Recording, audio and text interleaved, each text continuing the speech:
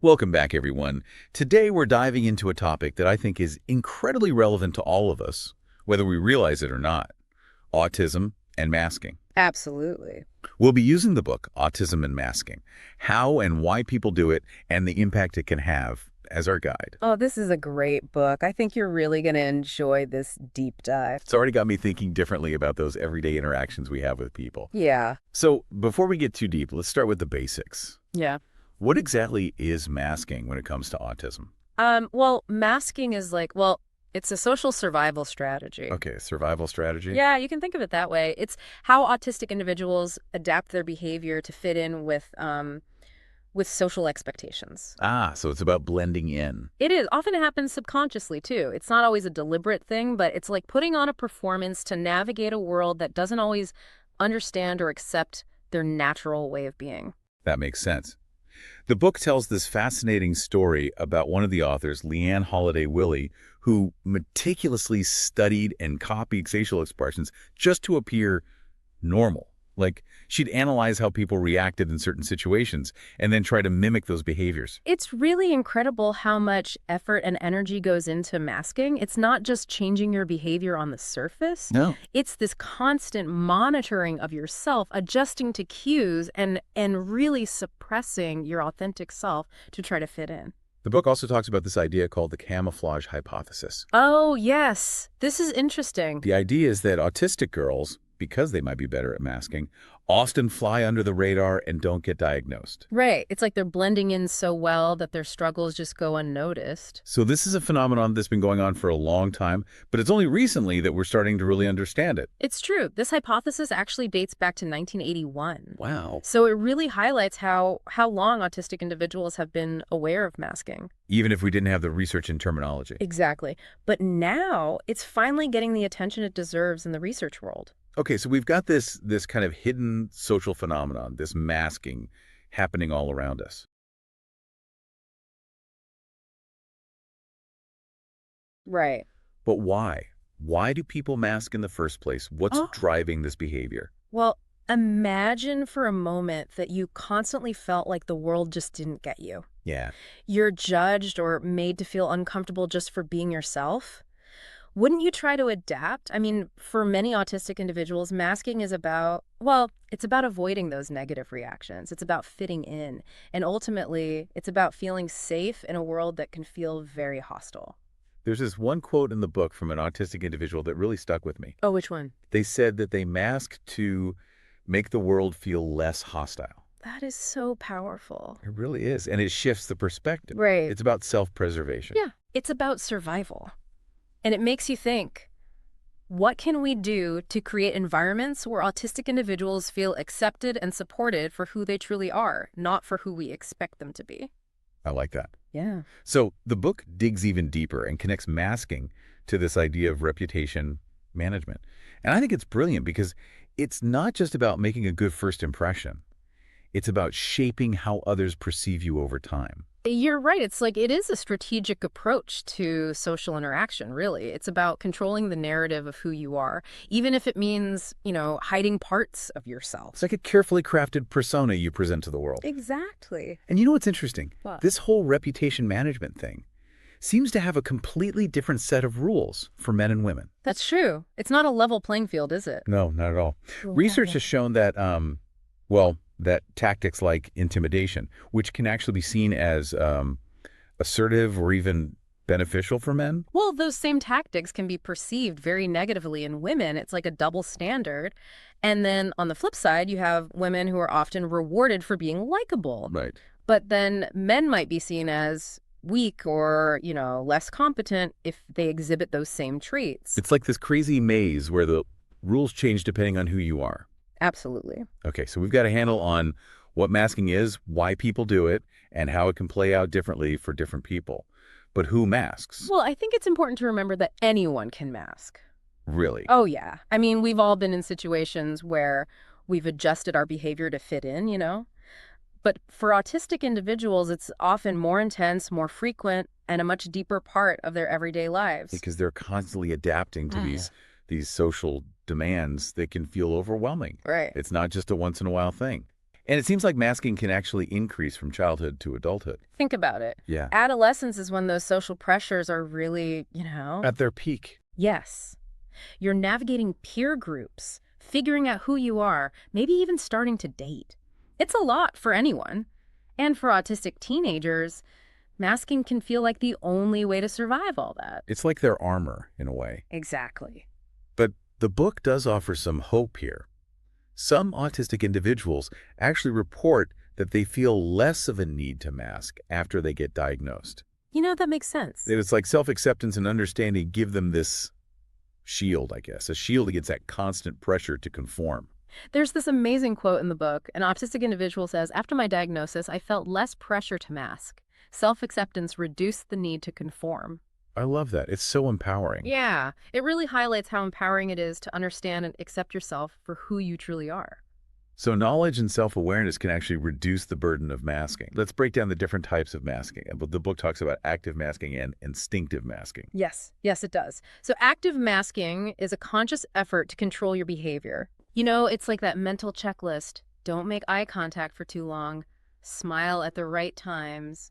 Use the appropriate tone of It voice. sounds exhausting. Oh, it can be incredibly draining. And then there's instinctive masking, which is more about those automatic, almost subconscious reactions to social situations, Right. It's like your body is trying to blend in without you even realizing it's happening. like a reflex almost. Yes, exactly like that. Wow. That makes you think about how much is going on beneath the surface in any interaction. So much we might be missing. Oh, absolutely. It underscores how important it is to be mindful, to be observant, and to really try to understand the people we're interacting with. Because we could be totally misinterpreting someone's behavior if we're not aware of the masking that might be happening. You're exactly right. Okay, so masking can be conscious or subconscious, but how does it actually play out in different settings? Let's start with school, Oh, school. That's such a pressure cooker for kids in general. right? And for autistic kids, I imagine it's even more intense. The book features these really insightful thoughts from Jody Smitten. Oh, I've heard of her. She's an autistic consultant, and she talks about this hidden curriculum of social behavior that kids have to learn. Right alongside all the academics. Yes. And school environments, especially with all their routines and expectations, can really amplify the pressure to conform. Especially for autistic students. Absolutely. It's like they're learning two sets of rules, the official ones, and then all the unspoken social rules that everyone else seems to just know. And those unspoken rules, well, those can be so hard to decipher. Especially when you're also trying to focus on learning and all the other stuff that's going on. And the pressure doesn't end when you leave school. No, not at all. University brings a whole new set of challenges. Oh, absolutely. It's a whole new ballgame. Okay, we're about to dive into the world of university, but first, university, it's exciting, it's challenging. But imagine navigating all of that while also trying to manage this invisible mask. It could be a recipe for overwhelm, for Ah. sure. And one of the big differences between university and school is that structure. Things are much less structured. Yeah, there's a lot more self-direction. Exactly. More social navigation. You're constantly meeting new people, figuring out new routines. You might not have the same level of support. You're right. And for autistic students who've maybe spent years kind of perfecting those masking skills in the more structured school environment, Yeah. suddenly they're in this environment where those skills might not be enough. It can be very isolating. And let's not forget about job hunting. Oh, gosh, yeah. Job interviews. I mean, that's stressful for anyone. Absolutely. But add masking to the mix. It can be really tough. There's this story in the book that really stood out to me about an autistic person who went on a job interview, and the office environment was visually overwhelming. I remember that one. There were flickering fluorescent lights, clutter everywhere, and they were already struggling to keep up their mask, manage all that sensory input. While trying to answer questions and present themselves in a way that would get them the job. Exactly. It's heartbreaking because you just know there's so much talent and potential that gets overlooked because the interview process itself is a barrier. Right. We talk about inclusive workplaces, but maybe we need to think more about inclusive hiring practices, too. I think you're onto something there. Yeah, it's something to think about. And it's not just those formal settings like university or job interviews. No. The book also talks about the challenges of masking in everyday situations, like social events. Oh, absolutely. I mean, think about a wedding or a funeral or even just hanging out at a pub. Places where you're supposed to relax and have fun. Right. But for someone who's masking, these everyday events can be incredibly overwhelming. I mean, we've all been to those parties where the music's too loud, people are bumping into you. Right. You just feel that urge to escape. Yes. Now imagine trying to navigate all of that while maintaining this social mask. The book has this really vivid story about an autistic person who went to a rugby match.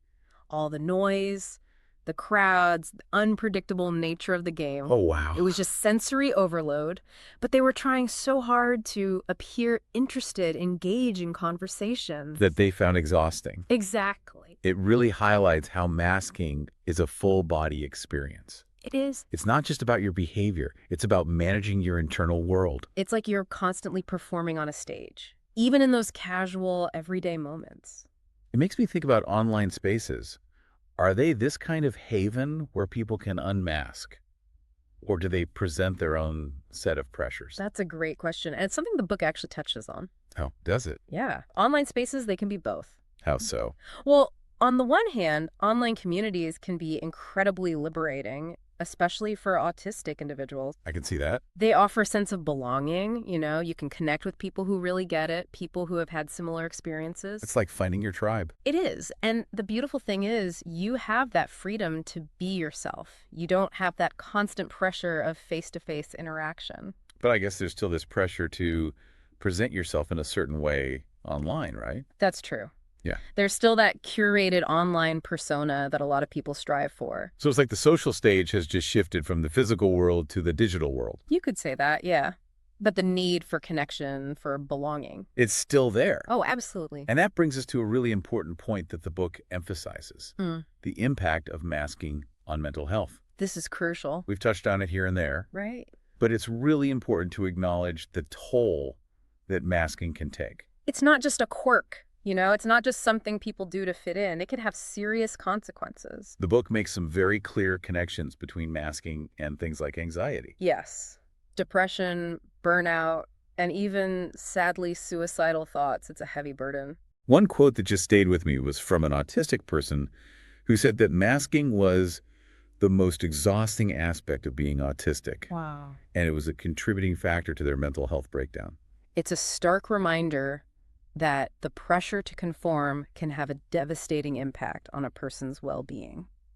And then the book talks about this idea of a social hangover, which I think a lot of people can relate to. Oh, tell me about it. It's that feeling you get after a big party. Maybe you're drained, overwhelmed, just a little bit irritable. Yeah, you just need some downtime. Exactly. Mm. But for many autistic people, they experience a similar feeling after masking in social situations. And it's often amplified, right? Absolutely. It's like their social battery's been completely depleted. They just need to recharge. They need some quiet time, a space where they can just be themselves. Okay, so we've talked about the challenges. Right. Autistic individuals. The book has some really good advice for that. It offers guidance for family members, for partners. It talks about what educators and employers can do to create more inclusive environments. And it even encourages autistic people to advocate for their own needs. It's about empowerment, right? Yes, absolutely. Let's start with family members. Okay. What can they do to create a more understanding and supportive environment at home? Well, I think it starts with open communication. Family members should encourage their autistic loved ones to talk about their experiences, really listen to them, talk about those challenges of masking, and most importantly, create that space at home where they feel comfortable taking off that mask. So home should be a sanctuary. It should. It should be a place where they can truly be themselves. And I think advocacy is important too. Family members can help their autistic loved ones advocate for their needs at school, at work, in other settings. So it's not just about listening and validating. No, it's about active support. It's about helping them navigate a world that doesn't always understand. Exactly. What about partners of autistic individuals? Well, for partners, validation is key. Partners should acknowledge the challenges of masking, really listen to their partner's experiences, and avoid dismissing their feelings, even if they don't fully get it. So it's not about trying to fix your partner. No, not at all. It's about accepting them for who they are. And supporting them. Exactly. And respecting their choices, finding ways to support them and navigating the world in a way that feels authentic and comfortable for them. That makes sense. Now, educators. They have a huge influence on the lives of autistic students. They do. And the book really stresses the importance of recognizing those masking behaviors.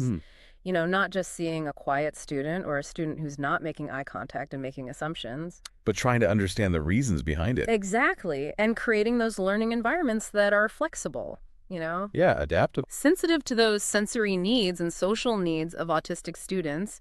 Maybe it's offering sensory breaks or adapting teaching methods or just being more aware of how much we're demanding of them socially and emotionally. So it's about creating a space where they feel safe to be themselves, where they can learn and grow in a way that works for them. Yes, And let's not forget about employers. Right. Employers have a really important role to play in creating more inclusive workplaces. What does the book suggest? It encourages transparency. Oh. Employers should be upfront about what the job entails. What are the social dynamics of the workplace? So no sugarcoating. Right. And be open to making reasonable adjustments to accommodate the needs of autistic employees. Maybe it's changing the interview process. Maybe it's providing a quiet workspace. It's about creating a culture where everyone feels valued and respected for who they are, not for how well they can fit a mold. You got it. But the book doesn't just focus on what others can do, right? Right. It also empowers autistic individuals to take charge of their own well-being. Absolutely. It encourages self-awareness, making choices about when and where to mask, not feeling like it's this constant burden. Reclaiming some control. Yes. And seeking out those communities, those spaces where they feel understood and accepted, Where they can connect with other autistic people who get it. Exactly. It's incredibly validating. And the book talks about this idea of the double empathy problem. Oh, yes. This is fascinating. It suggests that communication between autistic people is often more effective than communication between autistic and non-autistic people. Because they share a similar way of processing and experiencing the world. Exactly. It's not just about autistic people struggling to understand non-autistic people. It's about a breakdown in understanding on both sides. So finding those spaces where your way of communicating is not just tolerated but embraced. Yes, where you can be yourself. We've covered a lot of ground in this deep dive, but I think it's important to remember that while we've been talking about this, kind of common experience of masking for autistic people, everyone's journey with autism is unique. Oh, absolutely. That's a really important point. The book talks about how autism intersects with so many other things. Like what? Gender, race, culture. It's not this one-size-fits-all thing. We need to remember that. Yeah, and I think that's one of the things that makes it both so fascinating and so challenging to understand. Earlier, we talked about that camouflage hypothesis and how autistic girls, because they might be better at masking, are often underdiagnosed. Yeah. It's almost like their struggles are invisible because they're so good at blending in. Right. It's like they're hiding in plain sight. And it's really heartbreaking because it means they might not be getting the support they need. And that brings us to another important point that the book addresses: the intersection of autism and race. What are some of the key takeaways there? Well, one of the things the book acknowledges is, the systemic barriers that autistic people of color face. In what way? Well, especially when it comes to getting a diagnosis and accessing support, there are these harmful stereotypes and cultural biases that can really lead to misdiagnosis, to delayed intervention, and sometimes even to a lack of recognition of their autistic identity altogether. It's like their autism is being masked by these racial stereotypes. Exactly. And then their needs are being overlooked because of those systemic biases. It's a double injustice, really. It is. It's a really powerful reminder that we need to be actively working to dismantle those barriers and create a truly equitable and inclusive system for everyone. Absolutely. And the book really emphasizes that we need to take a more culturally sensitive approach to diagnosis and support. I can see that. Autism can manifest differently in different cultures. Right. So those interventions and support systems should be tailored to the individual's specific needs and experiences, taking into account their cultural background as well. Diversity is not just a buzzword. No, it's not. It's about recognizing the very real differences in people's lived experiences. And addressing the inequalities that prevent people from getting the support they deserve. Exactly. It's also about each of us challenging our own assumptions and biases. We all come to this with our own preconceived notions, but we have to be willing to learn, to listen to different perspectives, and to recognize that our understanding of autism is constantly evolving. Absolutely. There's always more to learn. And I think that's one of the most exciting things about this field. The book also takes this really interesting global perspective. Oh, yes. It talks about the challenges faced by autistic people in countries where there are very limited resources and awareness. And I think that part of the book really underscores the need for global collaboration, Yeah, sharing knowledge and resources, and taking those culturally sensitive approaches to support autistic individuals all over the world. because autism isn't just a Western phenomenon. No, not at all. The desire for understanding, acceptance, and support, those are universal human needs. They are. We've covered so much ground in this deep dive. We've talked about the what, the why, the how of masking. We've explored the impact on mental health, the different ways it can manifest. And we've talked about some of the things we can do to create a more understanding and inclusive world. But now I think it's time to turn the focus back to you, the listener. Yes. What did you learn from this conversation? What resonated with you? What are you taking away from this deep dive into autism and masking? How can you apply this knowledge to your own life, to your interactions with others? It all starts with empathy. I agree. Really try to put yourself in the shoes of someone who might be masking. And remember the double empathy problem. Communication can be a real challenge when people have different ways of experiencing and processing the world. But with a little effort, we can bridge that gap. We can make those connections. And remember that idea of the social hangover. Navigating social situations when you're constantly trying to fit in, to mask your true self. It can be exhausting. Let's try to be more mindful of that. Let's create those spaces where people feel safe and comfortable just being themselves. Absolutely. And be mindful of our language. Avoid making assumptions about someone's artistic traits or experiences. Be respectful of their boundaries. Ask questions. Really listen. And let's be advocates for change. Support organizations that are promoting autism awareness and acceptance. Challenge those harmful stereotypes and that stigma when you see it. Yes, make your voice heard. And create those environments, whether it's at home, at work, or in your community, where autistic people feel genuinely safe, respected, and valued for who they are. Exactly. It's about shifting the culture. It is. It's about making that conscious effort to move towards a world of greater understanding, acceptance, and inclusivity. And remember, every little thing you do, every act of kindness, every effort to challenge a stereotype, every conversation that opens your mind to a different perspective. It all makes a difference. It does. So as we wrap up this deep dive, we'd like to leave you with a final thought. Imagine a world where autistic people don't feel the need to mask. What would that world look like? What would have to change? And what's one small thing you could do today, right now, to help create that world? Maybe it's reaching out to an autistic friend or family member. Maybe it's just educating yourself more about autism and sharing what you learn with others. Maybe it's advocating for more inclusive policies at your workplace or in your community. It doesn't have to be a huge thing. Just take that first step. Whatever it is, let's take all of this knowledge we've gained. Let's turn it into action. Right. And let's create that world where everyone feels seen, heard, and valued for who they truly are. Thank you so much for joining us on this deep dive into autism and masking. Until next time. Keep exploring.